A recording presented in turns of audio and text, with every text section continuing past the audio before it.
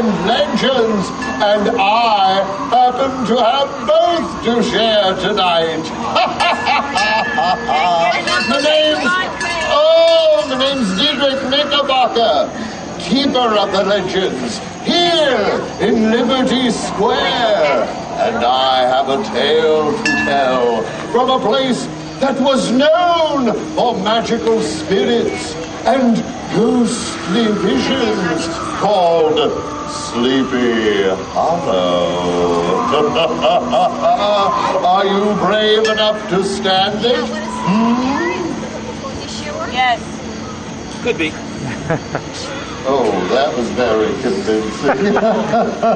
Let me ask again. Are you brave enough to stand it? Yes! Well then, I suppose I should continue. What I have to tell you is the legend of Sleepy Hollow.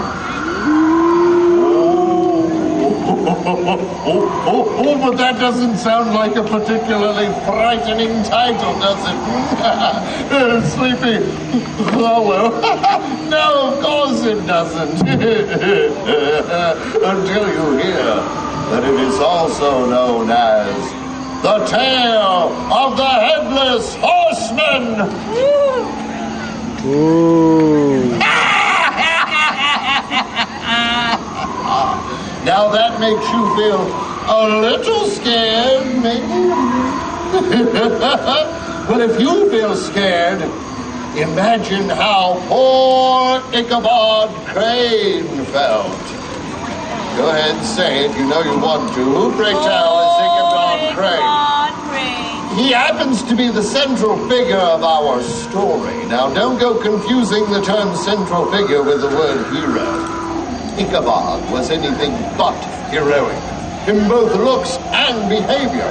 In fact, whenever I utter his entire name, Ichabod Crane, I'd like all of you to answer old Diedrich back. You missed your cue, just a minute.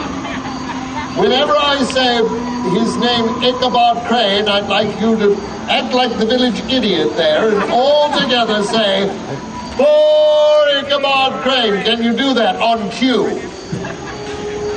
Yes. We'll try. It's like the Hall of Dead Presidents out here. Will you do that? Yes! Oh, goody, let's give it a try. Spindly and lean, like a scarecrow.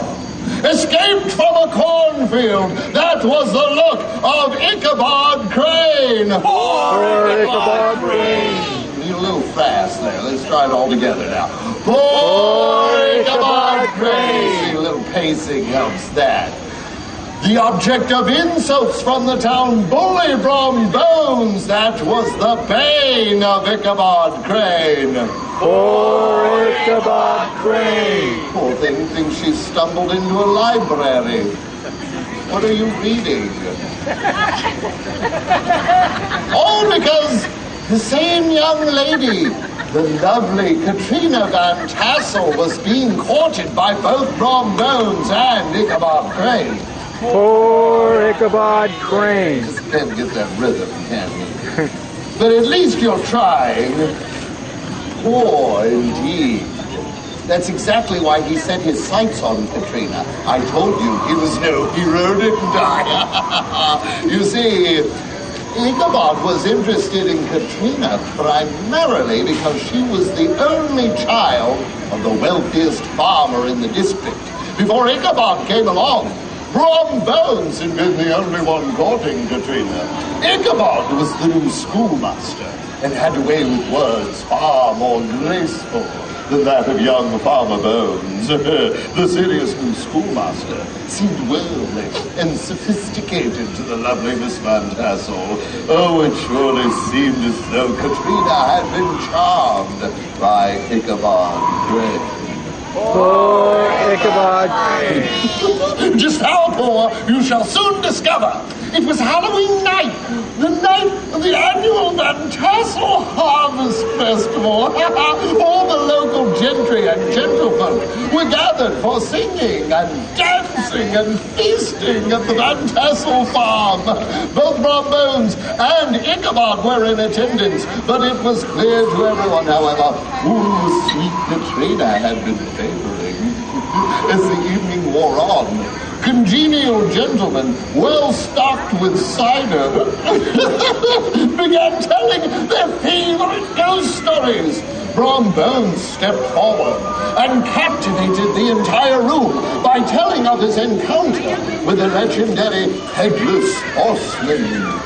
Brom spoke of a spectre who rode a black stallion, no head on his shoulders, but carrying a fiery jack-o'-lantern head upon his saddle horn. Brom told how his own champion steed barely outrun the ghost's horse, while the Headless Horseman somehow fiendishly cried out his name, Brom Bones! Brom Bones! If I had been any slower, brave Brom proclaimed, surely the Headless Horseman would have flung his fiery head at me and replaced it on his saddle horn with me. Oh.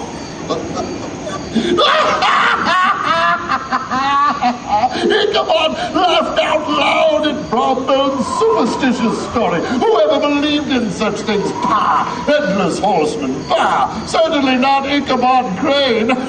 For Ichabod Crane. How's that? For Ichabod Crane.